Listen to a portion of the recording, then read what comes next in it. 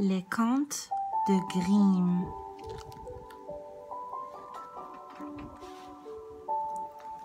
Le petit poucet. Un jour, un pauvre paysan qui était assis près de l'âtre dit à sa femme: « Quel dommage de ne pas avoir d'enfant.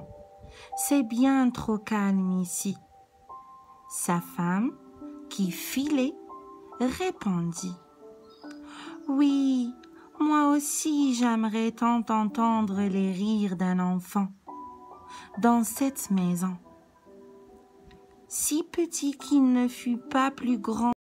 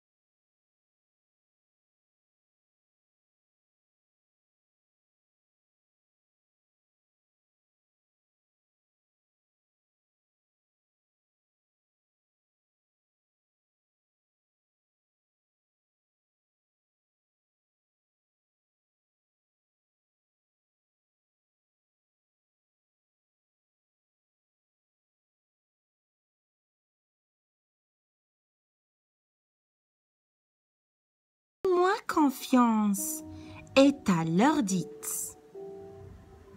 Elle sera dans la forêt. Comment veux-tu faire? Tu n'es pas plus grand que mon pouce. Comment tiendras-tu les rênes du cheval? Mais père, il suffit que mère l'attelle et une fois dans l'oreille du cheval, je saurai le guider. Si tu le dis, je te fais confiance. » Ainsi, la mère s'occupa du cheval et prit Petit Poucet pour le mettre dans l'oreille de l'animal. Dia, Petit Poucet était vraiment doué. Il ne fut pas difficile pour lui de se retrouver sur le bon chemin. Deux étrangers traînaient par là et entendirent la petite voix. Une charrette qui avance toute seule? Oui, plutôt bizarre. Suivons-la et voyons où elle va. Pourtant, la charrette continuait sa route vers le lieu où l'on coupait le bois. Elle s'arrêta de nouveau. On entendit la voix de Petit Poucet qui criait: « Me voici, père. Tu vois, j'y suis arrivé sans problème. Peux-tu m'aider à descendre maintenant? » Les deux étrangers, les yeux écarquillés, virent Petit Poucet. Ils en restèrent bouche bée. Cependant, l'un des deux hommes se rapprocha de son comparse et lui chuchota: « Tu imagines l'argent que nous pourrions gagner en le montrant dans la grande ville? S'avançant vers le père, les deux hommes lui posèrent cette question. Combien vends-tu ce petit homme? Pour rien au monde, je ne vendrai mon fils. Petit Poucet, qui était sur l'épaule de son père, lui murmura à l'oreille. Père, vends-moi ces hommes, j'arriverai à revenir à la maison. Le père céda alors son fils en échange d'une belle pièce d'or.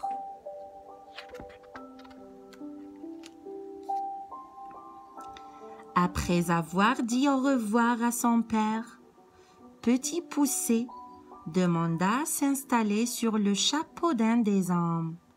Ils marchèrent longtemps et au bout d'un moment, Petit Poucet demanda à descendre car il en avait besoin.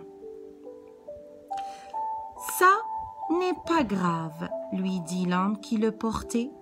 Tu peux te soulager sur mon chapeau. Les oiseaux le font bien quelquefois. Mais Petit Poucet insista. Non, faites-moi descendre. Profitant de la crédulité de l'homme, qui avait déjà la tête penchée, Petit Poucet en profita pour s'échapper. Il se mit à crier à la barbe des deux hommes. « Continuez votre chemin. »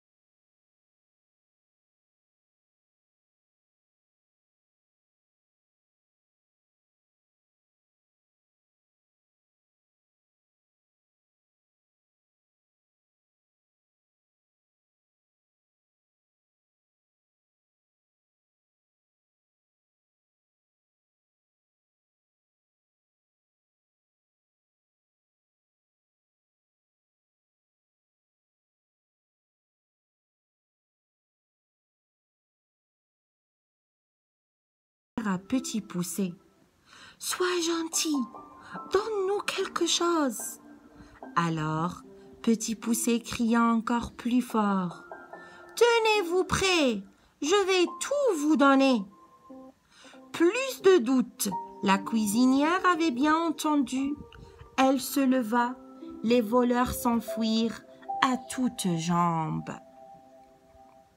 Une lumière à la main, la cuisinière ne trouva rien. Sûrement un drôle de rêve.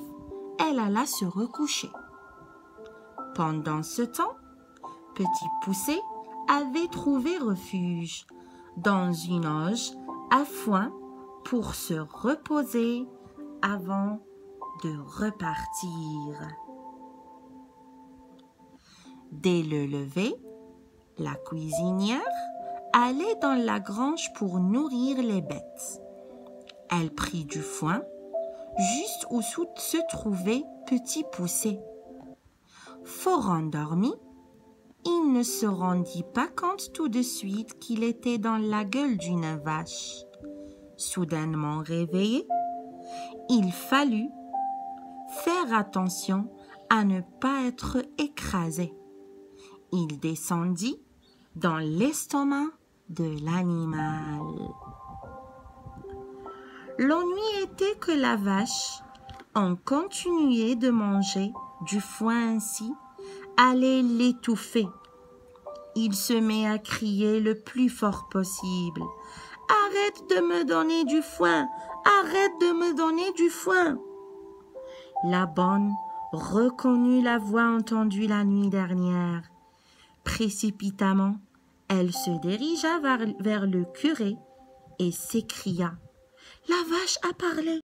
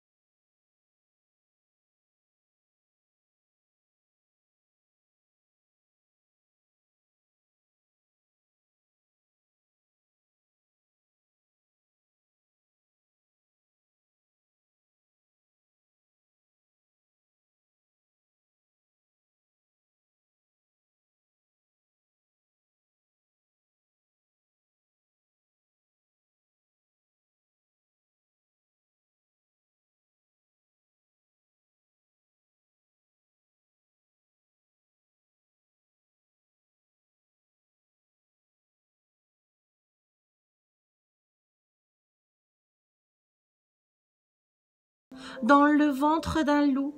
Alors, maintenant, je reste avec vous. Et nous ne te vendrons plus pour rien au monde. » Petit Poucet, vêtu de nouveaux habits, se joignit à ses parents pour partager un bon repas.